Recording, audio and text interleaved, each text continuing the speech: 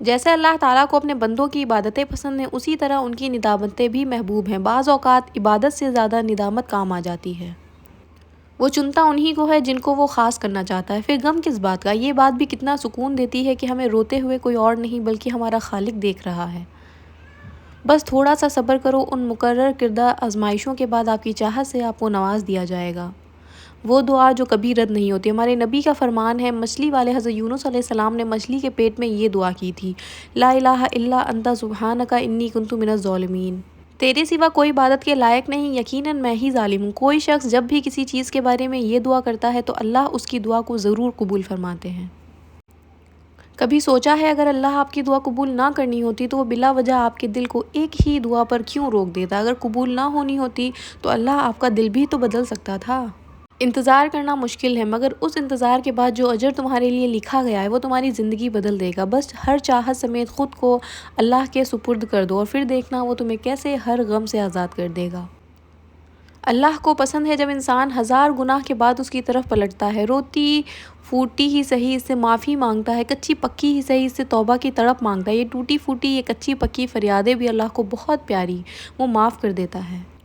دیکھیں، اگر آپ کو یہ معلوم کرنا چاہتے ہیں کہ آپ اللہ کے نزدیک کس مقام پر ہیں تو پھر دیکھ لو کہ اللہ نے آپ کس کام میں مصروف کیا ہوا ہے، تو بس وہی آپ کا مقام ہے۔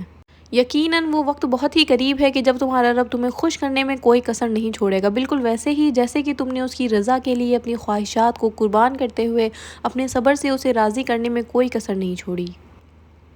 پھر مایوس مت ہو، دل سے نکلی ہوئی ایک دعا ہر گمان کو یقین میں بدل دیتی ہے، اور اللہ تمہیں خواب تب دکھاتا ہے جب وہ ان کی تدبیر پر راضی ہوتا ہے، ورنہ اگر اس نے تمہیں وہ نہ دینا ہوتا جو تم مانگ رہے ہو تو کیا وہ تمہیں کبھی دعا کی توفیق دیتا؟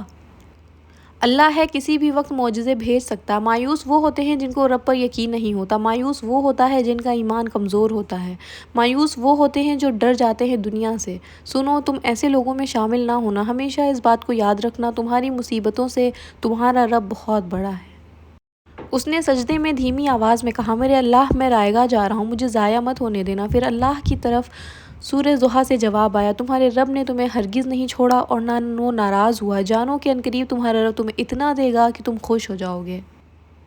بالکل ویسے ہی جب نوح علیہ السلام کو شکست اپنے سامنے نظر آ رہی تھی تب انہوں نے اللہ سے مدد کی، التجا کی، اور جانتے ہو اللہ نے مدد کیسے بھیجی؟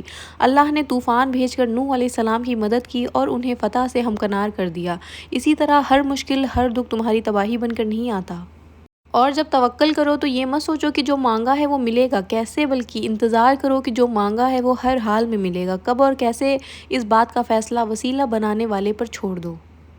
میں نکاح سے پہلے ہونے والی محبت کو بھی حرام نہیں مانتی، جانتے ہو کیوں؟ کیونکہ زلیخا کو نکاح سے پہلے ہی محبت ہوئی تھی، اور حضرت خدیجہ کو بھی قبل از نکاح رسول اللہ خدا پسند آئے تھے۔ اب یہ تم پر ہے کہ تمہاری راہ کیسی ہے۔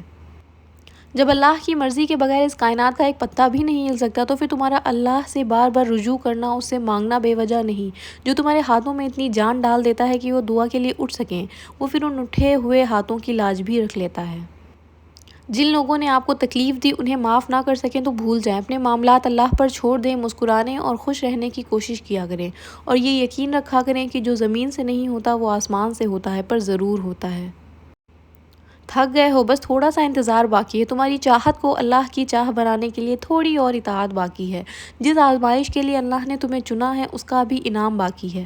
دعا مانگتے رہو، ٹھیک ہو جائے گا سب، کیونکہ ابھی مشکل کے ساتھ آسانی باقی ہے۔ اپنے لیے بہتری کی دعا مانگو اور باقی سب فیصلے اللہ پر چھوڑ دو۔ اللہ تم سے محبت کرتا ہے، وہ کبھی بھی تمہارا برا نہیں چاہے گا۔ اللہ سے مانگے، سب مانگے، لیکن اس کی رضا بھی ساتھ مانگے۔ کبھی اپنی خواہش پر ضد نہ کریں کہ جو آپ نے مانگا ہے وہی دے۔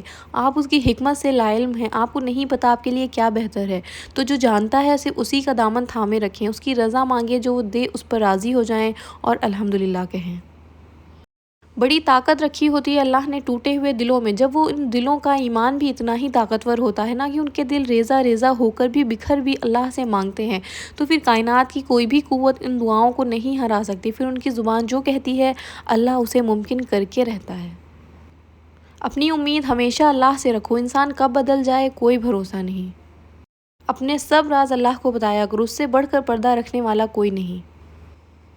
تمہارا اس چیز کو ناممکن سوچنا اپنی جگہ ہے، لیکن وہ تو اللہ ہے نا جس سے مانگا ہے، اور ایسا تو کچھ بھی نہیں جو تمہارا اللہ نہ کر سکے۔